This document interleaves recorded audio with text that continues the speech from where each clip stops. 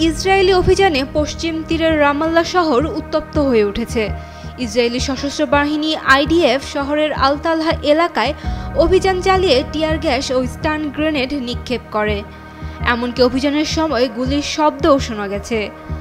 ফিলিস্তিনি মিডিয়ার প্রতিবেদনে জানা যায়, আইডিএফের সৈন্যরা জাতিসংঘ শরণার্থী ত্রাণ ও কর্মসংস্থান সংস্থার স্কুলের কাছাকাছি একটি আবাসিক ভবনে অভিযান চালিয়েছে। তারা যে অ্যাপার্টমেন্টে প্রবেশ করেছিল তা গৃহবন্দী হানা বেইদাকের বলে জানা গেছে, যিনি আইডিএফের অভিযানের সময় সঙ্গে ছিল। গত ৭ সেপ্টেম্বর হানা বেইদাক ও তার স্বামীকে বাড়ি থেকে গ্রেফতার করা হয়, তবে পরের দিন তার স্বামীকে মুক্তি দেওয়া হয়। হানা বেইদাক বর্তমানে আল জালামা জেলের তদন্ত শাখায় বন্দী আছেন এবং বলা হচ্ছে তাকে তার আইনজীবীর সঙ্গেও দেখা করতে বাধা দেওয়া হচ্ছে। আইডিএফ ওই অভিযানের বিষয়ে এখন পর্যন্ত কোনো মন্তব্য করেনি, তবে পশ্চিম তীরে তাদের সামরিক অভিযান চলমান রয়েছে। উল্লেখ্য, ফিলিস্তিনি স্বাস্থ্য মন্ত্রণালয়ের তথ্য অনুযায়ী ২০২৩ সালের অক্টোবর থেকেই পশ্চিম তীরে উত্তেজনা বাড়তে শুরু করে।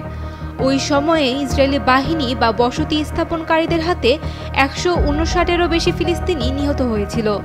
অন্যদিকে ইসরায়েলি কর্তৃপক্ষের দাবি, একই সময়ে ফিলিস্তিনিদের হাতে ২৬ জনেরও বেশি ইসরায়েলি নিহত হয়েছিল।